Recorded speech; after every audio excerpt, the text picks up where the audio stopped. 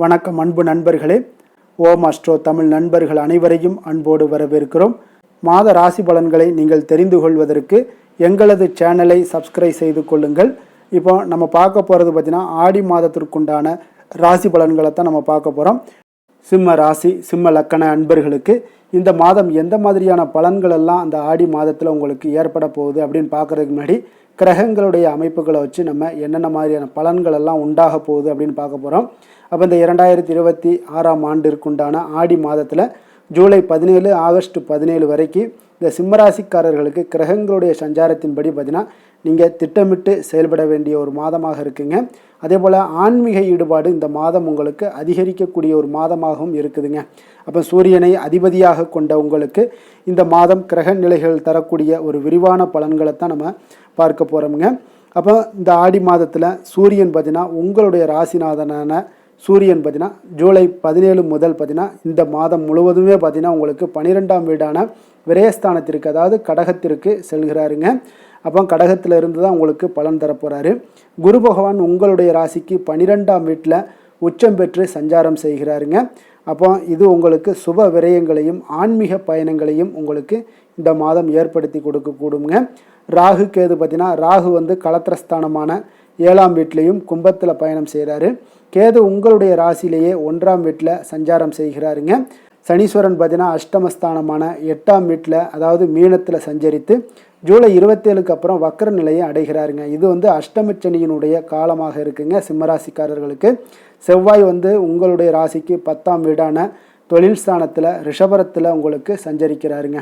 அப்போ இந்த கிரகங்களுடைய வாய்ப்புகளை வச்சு இந்த நம்ம பலன்கள் பார்த்தோம் அப்படின்னா தொழில் உத்தியோகம்லாம் உங்களுக்கு எப்படி இருக்க போகுது அப்படின்னு பார்த்தீங்கன்னா 10ஆம் வீட்டில் செவ்வாய் வந்து வலுவாக இருப்பதால் தொழில் வியாபாரத்தில் உங்களுக்கு புதிய ஆர்டர்கள் இதெல்லாமே கிடைக்கக்கூடிய ஒரு வாய்ப்பும் இருக்குங்க. அதே போல் கடின உழைப்பால் உங்களுடைய இலக்குகளை எளிதாக அடைவீங்க.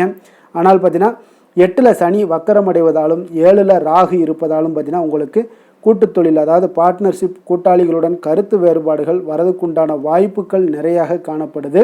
அதனால் கொஞ்சம் கவனமுடன் இருங்க. உத்தியோகத்தில் இருப்பவர்களாக இருந்தீங்கன்னா மேல் அதிகாரிகளுடன் நீங்கள் பேசும்போது உங்களுடைய வார்த்தைகளில் நிதானத்தை கடைபிடிப்பது மிக நல்லதுங்க. நிதி நிலைமை இந்த சுப விரயங்கள் ஃபைனான்ஸ் ரீதியான விஷயங்கள் உங்களுக்கு எப்படி இருக்குது அப்படின்னு பார்த்தீங்கன்னா இந்த மாதத்தில் 12ல் வந்து சூரியன் உச்சகுருவுடன் இணைவதால் இந்த மாதம் பார்த்தீங்கன்னா உங்களுக்கு சுப செலவுகள் அதாவது சுப விரயங்கள் உங்களுக்கு அதிகமாக கூடுங்க. வீடு கட்டுற விஷயங்கள், பூர்வீக சொத்துக்களை புதுப்பிக்கிற விஷயங்கள் அல்லது சுப நிகழ்ச்சிகளுக்காக நீங்கள் பணம் செலவிடக்கூடிய ஒரு சூழ்நிலைகள் எல்லாமே நேரிடுங்க. வருமானத்திற்கு பார்த்தீங்கன்னா பற்றாக்குறை இருக்காது என்றாலும் ஆடம்பர செலவுகளை இந்த மாதம் கட்டுப்படுத்துவது மிக அவசியம்ங்க. யாருக்கும் பெரிய தொகைகளை நீங்கள் கடனாக கொடுக்க வேண்டாமுங்க. அதே போல் குடும்பம் உறவுகள் விஷயங்களில் பார்த்தீங்கன்னா இந்த மாதம் ஆடி மாதத்தில் ராசியில் உங்களுக்கு கேதுவும் 7ல் ராகுவும் இருப்பதால் கணவன் மனைவிக்கிடையே பார்த்தீங்கன்னா சிறு சிறு வாக்குவாதங்கள் வந்து நீங்கக்கூடிய ஒரு காலமாக இருக்குங்க. அப்போ ஒருவரை ஒருவர் விட்டு கொடுத்து செல்லுங்க இந்த காலங்கள், அது மிக நல்லது. பிள்ளைகளுடைய உயர்கல்வி அல்லது வேலைவாய்ப்பு நிமித்தமாக சில செலவுகள்லாம் செய்ய வேண்டியிருக்குங்க. உறவினர்களிடம் பார்த்தீங்கன்னா குடும்ப ரகசியங்களை பகிர்வதை இந்த காலகட்டங்களில் நீங்கள் தவிர்ப்பது மிக நல்லதுங்க. ஆரோக்கியம் சார்ந்த விஷயங்களில் இந்த மாதம் பார்த்தீங்கன்னா ஆடி மாதத்தில் உங்களுடைய ராசிநாதன் சூரியன் 12ல் மறைவதாலும் அஷ்டமச்சனியினுடைய தாக்கம் இருப்பதாலும் உடல் ஆரோக்கியத்தில் கூடுதல் கவனமாக இருக்க வேண்டிய ஒரு மாதமாக இருக்குங்க. கண் எரிச்சல், ஒற்றை தலைவலி, எலும்பு மற்றும் வயிறு சம்பந்தமான சில உபாதைகள் எல்லாமே உங்களுக்கு வரலாமுங்க. அதனால் ஆரோக்கியத்தில் மிக கவனமாக இருங்க. வாகனங்களில் செல்லும் பொழுதும் சரி, இரவு நேர பயணங்களையும் இந்த காலகட்டங்களில் மிக எச்சரிக்கையுடன் இருங்க, கவனமாக இருங்க. இரவு நேர பயணங்களை தவிர்த்துருங்க. இதெல்லாம் உங்களுக்கு இந்த மாதம் உங்களுக்கு நன்மைகளை தருங்க. அப்போ மகம் நட்சத்திரத்தில் பிறந்த உங்களுக்கு அதாவது கேதுவினுடைய ஆதிக்கம் நிறைந்தவர்களுக்கு ராசியில் இருக்கக்கூடிய நட்சத்திரநாதன் கேதுவால் ஆன்மீக நாட்டம் உங்களுக்கு இந்த மாதம் அதிகரிக்குங்க. மன அமைதிக்காக தியானம், யோகா போன்றவற்றில் நீங்கள் ஈடுபடுவீங்க. நீண்ட நாட்களாக இழுபறியாக இருந்து வந்த பூர்வீக சொத்துக்கள் விஷயங்களில் உங்களுக்கு இந்த மாதத்தினுடைய பிற்பாதியில் சுமூகமான ஒரு விஷயங்களில் தீர்வு கிடைக்கக்கூடுங்க.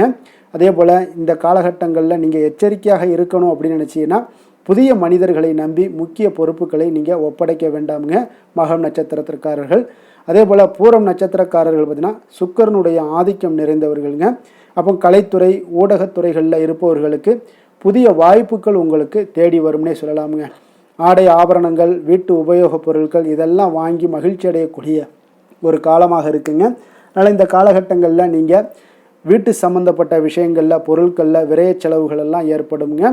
வியாபாரத்தில் உங்களுடைய போட்டிகளை எல்லாம் சமாளித்து ஓரளவுக்கு லாபத்தை காணக்கூடிய ஒரு வாய்ப்பு இந்த மாதம் காணப்படுது.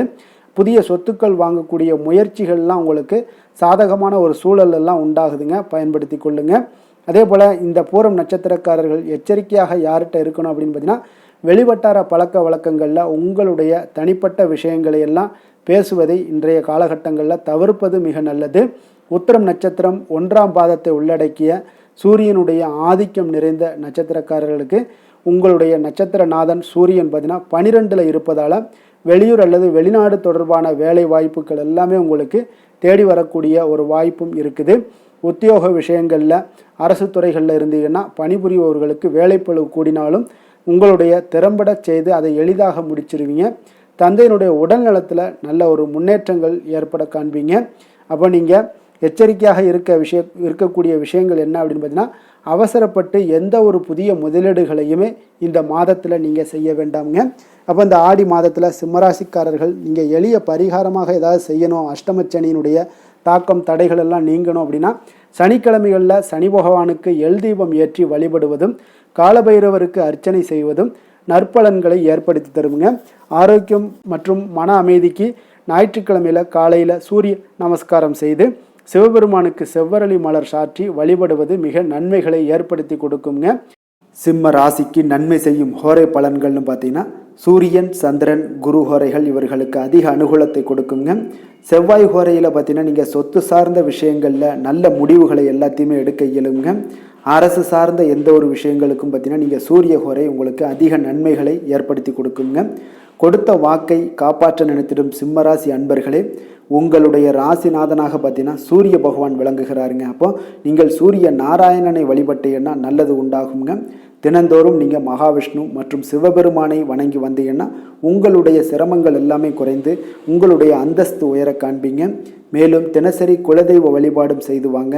அனைத்து விதமான கஷ்டங்கள் எல்லாம் தீருங்க. மன மகிழ்ச்சி அடைவீங்க. குடும்பத்தில் உங்களுக்கு சந்தோஷம் நிறைந்து காணப்படுங்க. குலதெய்வ வழிபாடு மென்மேலும் உங்களுக்கு வளர்ச்சி அதிகரித்து தரக்கூடியவராக விளங்குவாருங்க.